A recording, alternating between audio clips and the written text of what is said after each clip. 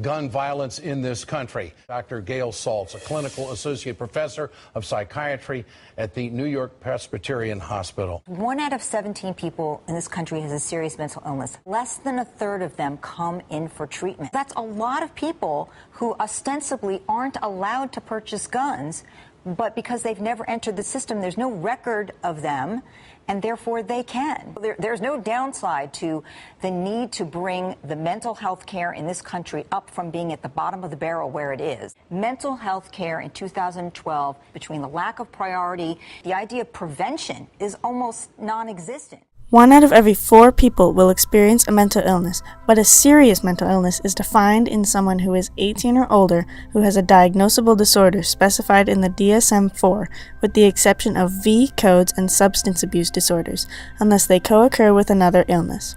Serious mental illnesses include major depression, schizophrenia, bipolar disorder, OCD, PTSD, and borderline personality disorder. Suicide is at the top of the list of the leading causes of death in young people in all countries of the world, including the poorest countries of the world. When you put all the mental illnesses together, they account for roughly 15% of the total global burden of disease. There are nearly 400 to 500 million people living on our tiny planet who are affected by a mental illness. It's that the vast majority of these affected individuals do not receive the care that we know can transform their lives. The tragedy in Aurora, Colorado, another deranged individual. And what it says to me is we need to spend more money, not less money, on mental health issues.